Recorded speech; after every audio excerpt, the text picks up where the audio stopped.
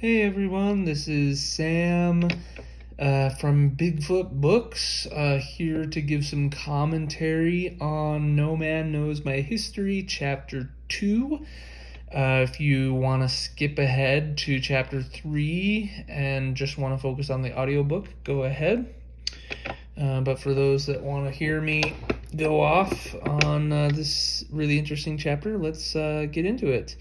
So, Chapter 2, No Man Knows My History, discusses some really important foundational elements about Joseph Smith, the prophet, as a youngster. So, immediately, one of the first things that I wanted to touch on is this idea of Joseph Smith is this sort of Mark Twain character. He's like, I see in him Tom Sawyer, Huckleberry Finn, these type of ne'er-do-well adolescent boys with maybe a little bit too much time on their hands, getting in trouble, stealing pastries from the corner display or whatever. I see a lot of that in Joseph Smith, and I think this chapter was like really humanizing for him. If you subscribe to the notion that Joseph Smith was a fraudulent con man, then this chapter is right up your alley because it's going to give some really key insights into like the kind of behavior and the kind of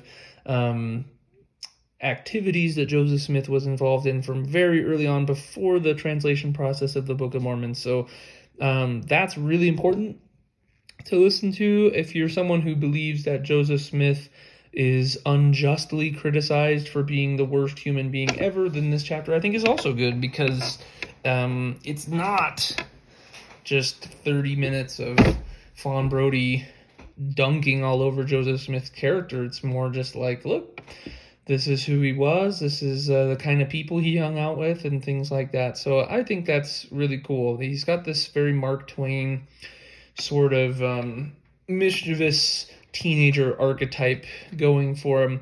Now, the interesting thing that for me I think is important to know, one of the major events that is referenced in this chapter is, of course, the 1826 court case in which Joseph Smith is found guilty of being an imposter, among other things. A disorderly person and an imposter is the direct charge that he was found guilty in Bainbridge, New York. And he was brought to trial by people related to Josiah Stoll, who's this dude that, like, you could literally show him how the magic trick you just did worked, and he would still believe it was actual magic. That's just the way, like, the book paints him out to be. I don't know if he was really that ignorant or what, but the book portrays this man as like he really truly believed that Joseph Smith was going to help him find buried treasure. And so he goes to court, and all the neighbors are like, look, my neighbor, my brother, whatever, he's crazy. Like, Joseph is absolutely scamming my dad or my brother, whatever. Like, can you imagine? Many of you listening to probably totally can imagine, like, if your parents have been scammed into participating in an MLM, or I knew people growing up when I was a teenager that I thought were like mature, knowledgeable adults, that when I became an adult realized that they were total either scam artists themselves or had fallen prey to one of the very many MLM options that are endemic in Mormon society, the essential oils and the leggings and other stuff like that. So you probably do know someone in your life that has either tried to pull that on you, or you kind of pitifully gaze upon them in their bewilderment and watching them lose all their money to some sort of pyramid scheme or whatever. So I think this chapter is important that it points out that even before the Book of Mormon was written, there were absolutely people in and around the life of Joseph Smith that at best he's just like kind of a tussle-haired teenager, and at worst he's like sacrificing sheep and doing necromancy and stuff like that. I'm sure like religious religiously inclined ex-Mormons would love to pounce on the whole necromancy thing, but it's really not super important to me personally, just because, like, I'm sure there were lots of people doing that back then. It was the 19th century. I'm not gonna spend too much time getting into the whole like black magic thing. I don't think that Joseph Smith was a Satanist or anything like that. Like a huge portion of the Bible talks about people giving animal sacrifices, and then the New Testament, what's one of the things Jesus says is like, hey, I am the lamb, I am the last sacrifice, etc. So no, people have been sacrificing animals for a variety of different ways. Plus, if you eat animals, if you participate in like if you're a carnivore, like what's the difference between ritualistically slitting a sheep's throat and just like shooting them for their meat, right? Veal Parmesan is really good, though.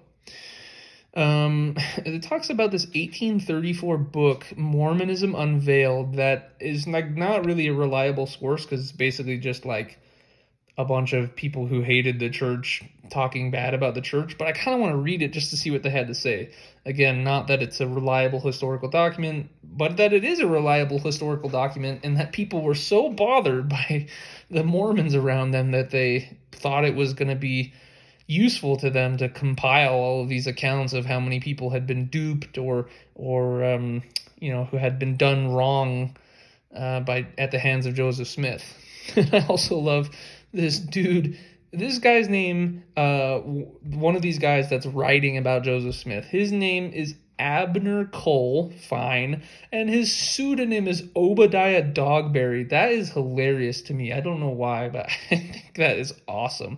Dogberry, very founding fathers, very Hamilton-esque, if you're familiar with the life of Alexander Hamilton. I feel like that's something he would do. Yeah, so Joseph Smith is talking about Joseph Smith's response later in his life is he chooses to take the tack of like addressing the claims first before they become a big deal. Again, kind of like Alexander Hamilton, how he purposely told people about his affair rather than allowing other people to tell the story. So Joseph Smith kind of takes control of the narrative and is so successful at saying, yeah, I was kind of a I was kind of a jerk as a kid or whatever. I had as many vices as any teenager. Who isn't a jerk, or who isn't mischievous as a teenager? We all were, but none of these things really matter about my character. And so, again, this is one of those that kind of depends on which side of the argument you find yourself. If you think Joseph Smith is a redeemable, good, moral person, then you go, yeah, that totally checks with me.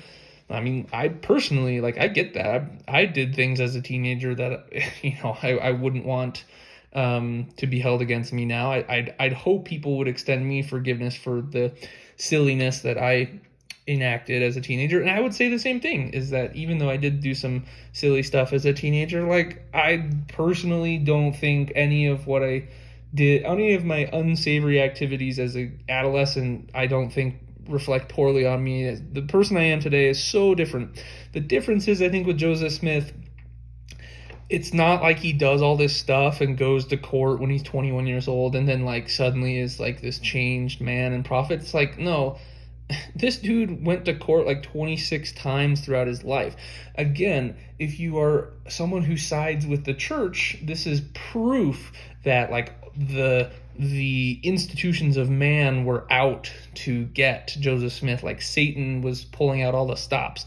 For if you're of a like-minded disposition of me, kind of looking objectively, you'd say, where there's smoke, there's fire. And if he gets arrested once or twice, I could see it being unfortunate, or people trying to conspire against Joseph. But literally getting arrested and going to court 24+ times throughout your life, you have to be doing some stuff that is pretty shady, in my opinion. So, at any rate, he's still poor, he's still working hard, and he's probably got too much time on his hands. So he's got this seer stone, and like it says, this is a true, apologists say this, and I will agree with them, that Joseph Smith really was not unique in terms of, like, the area he did live in was totally saturated with the folklore understanding of being able to use divining rods and the peep-stones and things like that. So we got to give Joseph credit in the sense that that really wasn't his own fancy. That is the world he lived in. He was just such a prodigious storyteller and had such a knack for the theatrical that he was able to combine his own performance capabilities and the way that he embellished stories with the existing folklore traditions. I think as I was reading Joseph Smith's own writing, maybe it was a secretary or like whoever was in charge of putting forth Joseph Smith's narrative, if it wasn't him himself, I personally find his writing style incredibly moving and persuasive. And I say this as a complete skeptic. I do not believe Joseph Smith was a prophet. I am inclined to be incredibly skeptical towards his entire narrative. But I have to say, it's a really powerful narrative, as false as it may be, from my opinion. It's well written, and you empathize with it. If that was the only thing you read, which for many of us who grew up in the Mormon church, that is the only narrative of Joseph Smith you read, it makes sense why people were so upset that he was killed, and it makes sense that people in the Mormon church view him as such a moral exemplar. One of the things that drives me crazy is seeing how many apologists for the church still claim that Joseph Smith is like this moral leader and exemplar, and if only we could be more like him. I will say, like, I personally know people that like know all of the stuff that's in this book, like all of the unsavory details of Joseph's life, and they still believe the Doctrine and Covenants, like the thing about him being the best person to live on planet Earth, has done more for the salvation of men than any person since Jesus Christ. And maybe those claims are not mutually exclusive. Maybe it's possible that Joseph Smith was kind of a mongrel, this kind of scumbag kind of dude, and who happened to be the guy that God picked for the job. I think that's unlikely. I think the behavior that's put forth in chapter 2 and in ensuing chapters will give you, if you have a secular mindset or a skeptical mindset of Joseph Smith, every bit of evidence you need to say case closed. I honestly think you could say Joseph Smith without a doubt.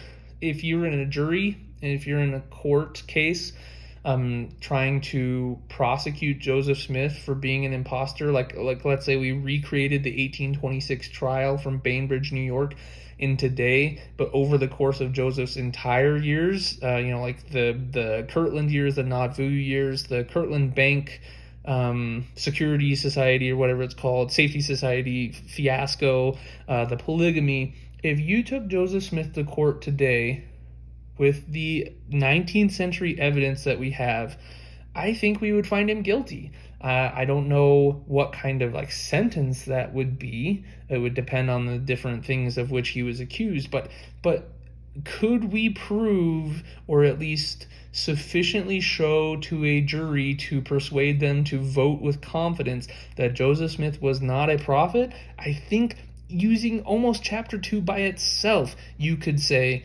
definitively, if I were on the jury, I would vote yes, Joseph Smith is an imposter.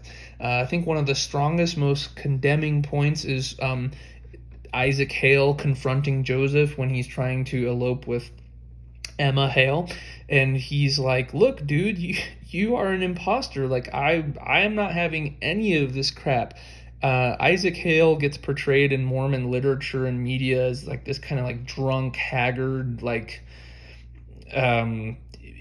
prejudiced, embittered, old, gruff man, whereas Joseph Smith is like kind of this handsome and striking. One of the interesting things about that, as a footnote, is that the actor that portrays Joseph Smith in all of the major media from the 21st century, he looks like he's like in his late 20s, early 30s, but that's crazy if you think about this 1826 court case, and then if you think about the years after that leading up to his secret marriage to Emma Hale, I mean, this dude's like 21. He's 21 when he goes to court. Think about the kind of person you were when you were 21 years old. Like, I am only 26, so it's not like I'm a whole lot older than when I was 21, but even still, like, I am so different. My attitudes are different. My behavior, my worldview is dramatically changed. And so I think that media does Joseph Smith is not super historical, and I'm certainly not making the case that those are intended to be historical. They're not. They're faith promoting. That media is produced with the explicit purpose of convincing people to pay tithing and join the church. And fine, that's their prerogative. But I think historically, if I'm making a movie about Joseph Smith, these Palmyra years, I would have picked a much younger actor, to be completely honest. So, going back to this court case, the evidence against Joseph Smith, so basically Isaac calls him out on his BS, and Joseph kind of comes out and admits to Isaac Hale, I'm trying to find it here, basically that Joseph was lying about the rock. He says, okay, you caught me. I've never been able to see anything out of this rock. I've never successfully found the treasure that people have hired me to find. And all of this, he's basically admitting, like, yep, I am a good person, but I am in fact guilty of everything that got brought up in that 1826 case. Joseph Smith privately admitted to Isaac Hale, yep, you got me. And so, for me, it's like, if you can never... Yeah, I found it. This is the report from Peter Ingersoll, who was one of the people that helped Joseph Smith travel back and forth between Harmony and Palmyra. So Ingersoll says, Joseph wept and acknowledged he could not see in a stone now, nor never could, and that his former pretensions in that respect were all false. He then promised to give up his old habits of digging for money and looking into stones. Like, that to me is an absolute smoking gun. You can let me know if you disagree or feel differently, but Joseph says, and maybe Joseph was just being really quick on his feet and figuring out. It is very true that later on with polygamy and other things, Joseph Smith is incredibly good at smoothing things over on people and like extemporaneously defending himself. So this could be an example, this report of Joseph knowing the exact right thing to say at the right time to assuage the concerns of the people that were after him in that moment. But I think it's more likely true that this was a rare moment of candor from Joseph Smith, kind of sobbing. He's basically, I love your daughter more than anything else in the world, and I know that I have done some shady stuff in my life, but I'm only in my early 20s, and I really want to prove that I can get a job and settle down and be the kind of man that you would support your daughter being married to. I'm willing to believe that Joseph Smith was sincere in saying, like, look, this is not who I am. I really want to be a good person. The problem is, and it becomes abundantly clear in the ensuing chapters, that like whatever apologies Joseph Smith was crocodile tears giving to Isaac Hale in this moment, he went right back to it as soon as he wasn't under that pressure anymore. So that tells me, I think that's pretty good evidence of the kind of behavior that we can expect from Joseph Smith as we read further into the book, and at least that's the conclusion that I'm drawing, is that sincere as he may have been, Joseph Smith was always first and foremost a brilliant linguistic tactician. He seemed to always have a silver tongue, the right thing to say to get him out of trouble. Again, along with this Mark Twain, Tom Sawyer archetype, he's just so good at wriggling himself out of trouble. Imagine if the history of his original 1826 court case had become a much bigger deal, and that the early Mormon church was not able to avoid those kinds of things. Like if the internet and stuff was out, this dude would totally I don't think Mormonism would ever have taken off, and maybe I wouldn't be alive because of it.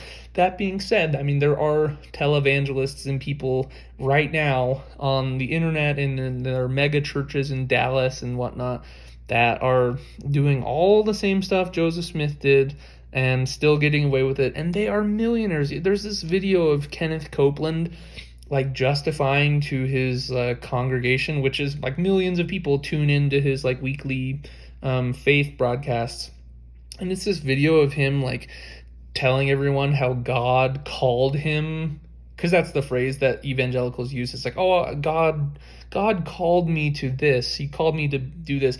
He's like, basically, God called me to buy a second private jet, not a first one. God spoke to Kenneth Copeland and told this man that he was commanded by God, like he was urged by God to buy a second private jet.